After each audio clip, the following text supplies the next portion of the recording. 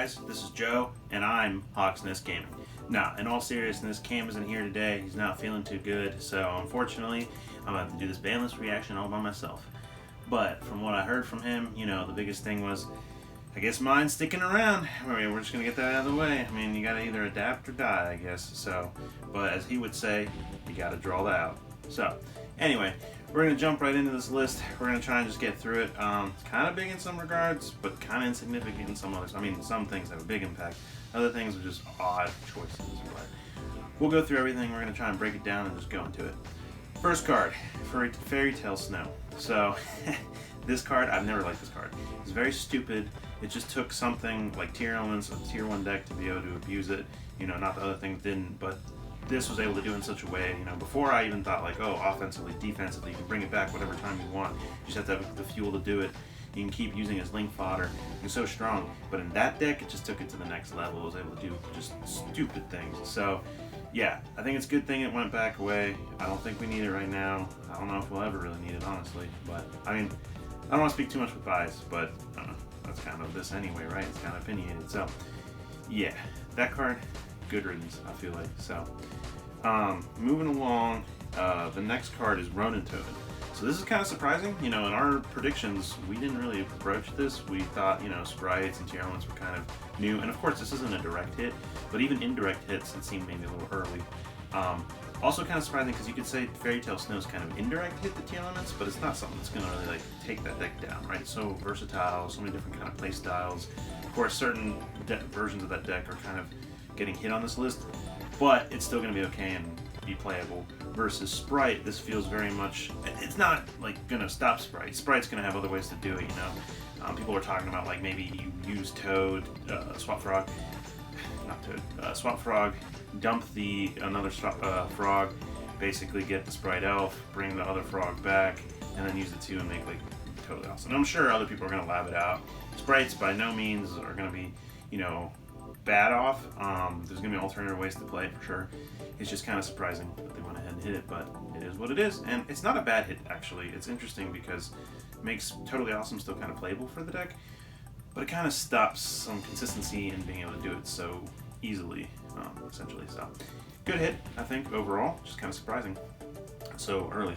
The next thing, this was on our Banlist prediction, but who hasn't been predicting this for years? It was only a matter of time. Crystron Hackoflybrax.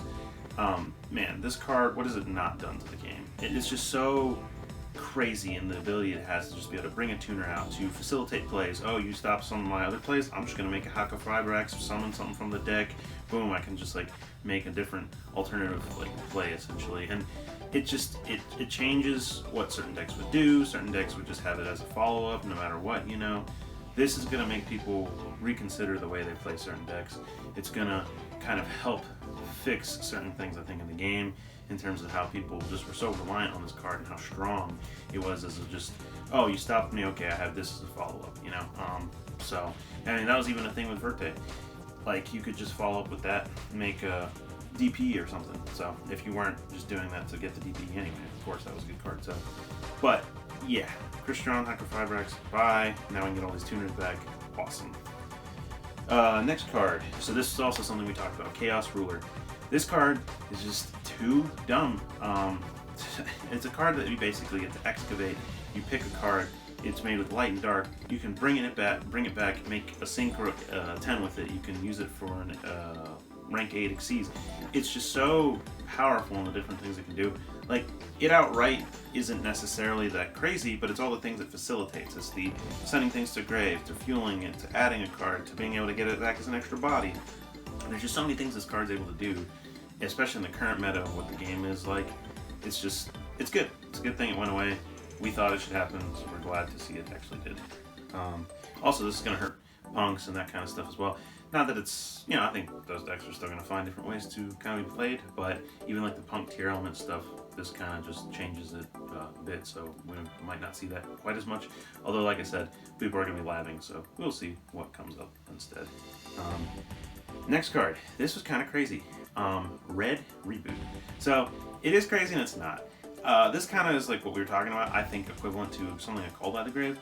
It is something that is kind of sacky at 1. Either it should maybe be at 3 or banned. And honestly, it being at 3 is kind of crazy for combo decks, and it really would push out a lot of like background stun decks, especially that's something that seems to be promoted more now. And right now, we're in kind of more of a combo meta anyway, so to be able to give the back row decks more of a chance against them and not just have a thing that's just like, oh, you're playing Eldritch? Okay, let me reboot you. Haha, like, no. It's actually kind of an interesting hit. It's funny that they decided to do it, but I think it's going to be a good thing overall. And heck, I mean, I played this in Heroes, you know, I like to try and use it for OTKs, but it is just kind of a busted thing. So, you know, like I said, it being at 1 was kind of sacky. Going to 0 kind of makes sense. So, that's all the banned stuff. We're going to move along to the limited. So, for limited, we're going to start with Blackwing's Steam the Club. This card came back because HawksNestGaming got hit.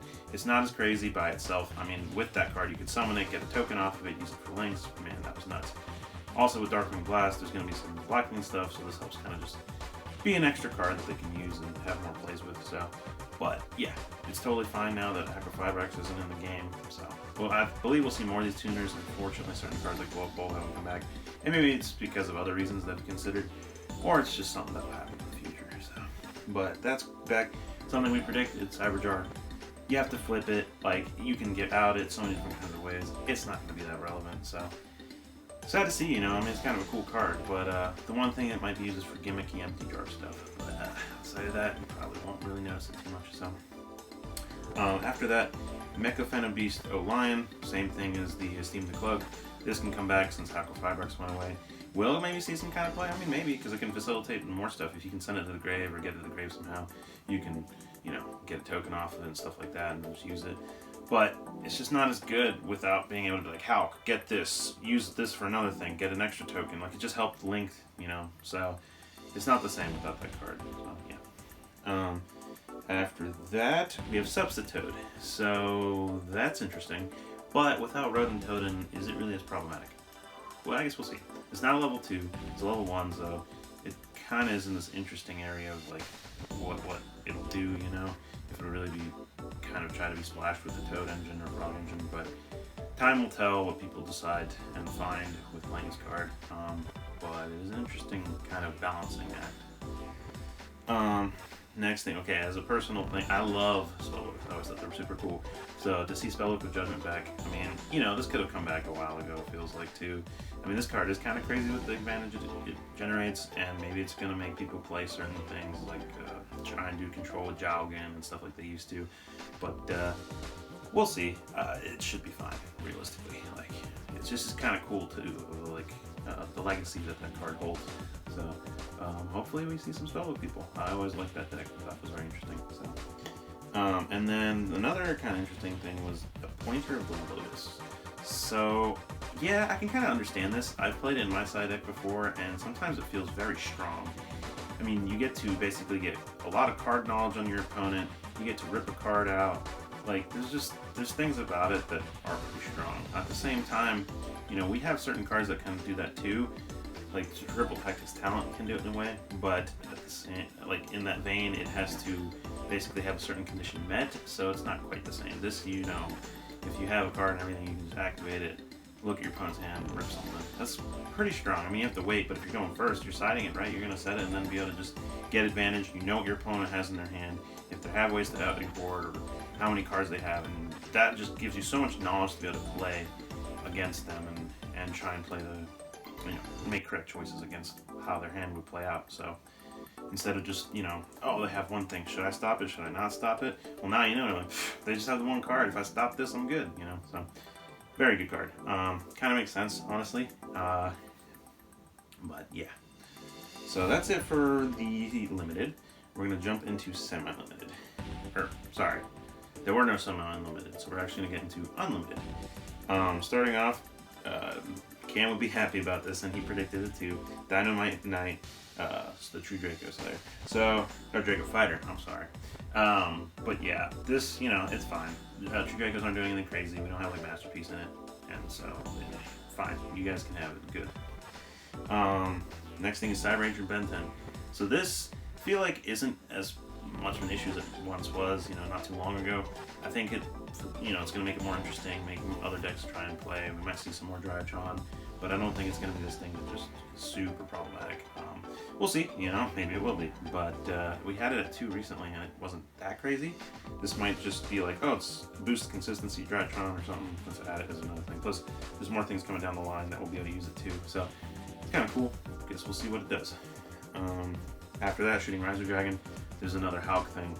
Come on back, man. You didn't really do much yourself. It's just what you facilitated with play you could do with Hawk. So that's cool. Next thing that I love is Fusion Destiny. This is cool. Should be interesting to see if other decks are going to pick it up. I'm trying to use it as an engine now that it's not 2 bricks, 2 fusions. Now you get 3 fusions, 2 bricks. With that kind of balancing, it might make certain people be like, okay, I'm more likely to maybe hit it and maybe more worth it for me. But as just a hero player, cool. I love having another one, even if nowadays we might make it more poly, just having that as a card we can get is just an extra play to make. It's just good, so it's cool. After that, the Dear Servant. So this is fine. I mean, honestly, we haven't seen that much from Dogmatica. Albaz doesn't seem to really be that crazy right now. I think it's perfectly cool for them to bring it back from, what was it, 2 to 3. It's not going to do anything that crazy. It just might help people try and play those decks a little more. So, cool with that. And then we've got Trickstar Light Stage. That's cool. Love this deck. I used to play it. Yeah, I can't wait to watch the world burn, right? Nah, I really need to update this kind of, just to mess around with it. But yeah, it's just cool to see it back and yeah, be able to play it. And then the final card is Wall of Revealing Light. So yeah, just gimmicky stuff. You're not gonna be able to do some of the things like you could back in the day with it. It's just an annoyance more than anything, and really, you're not gonna do anything. So that's fine. But yeah, I kind of sped through everything. I know I kind of rambled a little bit on certain stuff, but just really went through it. Overall, the list is kind of interesting, kind of weird. Biggest thing is, why is Mystic Mind still around? Is it like we're saying, is this the maxi of the TCG? Do we want to have, it doesn't matter what we want necessarily, Konami's going to do what they do, but it's just kind of crazy. Eventually, if it becomes so prevalent, maybe it is going to get touched, or maybe they see something we don't, and it is a necessary check on certain things. But I certainly don't agree. I think it's frustrating and disappointing to see that this is still going to be in the game, still causing people problems, and taking joy out of playing it. And sometimes, it sucks to sit there and just get a Mystic Mind played on you and not having that out, and basically just having to wait until they kill you. It's just not fun. Cards like that are hit for a reason. We have so many cards that are on the ban list because they do things like that, where they stop you from playing, and then it allows your opponent to then just stop you in the critical moment and kill you right after that, or just put you in a tough spot, or after they have all this other advantage, do that on top of everything else. It's just dumb. So that's really the biggest thing. Yeah, it was interesting to not see emergency teleport still at 3. With Punks kind of getting indirect hits in a way, it's maybe not quite as big a deal, but it still feels like it's abusable, and it's going to be more so with any kind of psychic thing going forward. And like I said, people are going to adapt with that, so I feel like it's still going to be a thing that will be maybe kind of a problem. What else? Oh, Sword Soul didn't really get touched, neither Despia. Sword Soul I didn't really think needed to, but we talked about it just because it won Nats, but that was also before Sprites and T-Elements.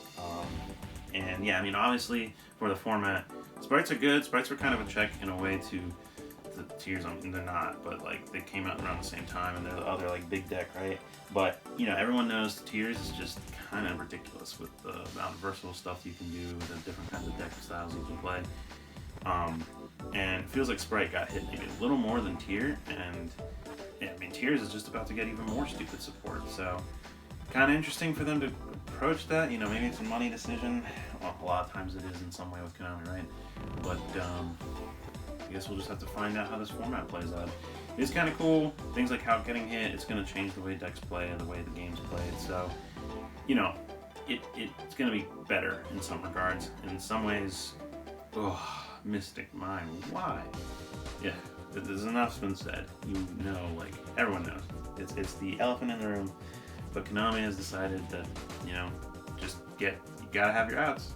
You gotta draw that out. So, anyway, guys, thanks for checking it out. Rate, comment, subscribe, and talk to us in the comments. Let us know what you thought about this list, what your favorite parts were, what you didn't like, and yeah, Above all, just remember to always be safe.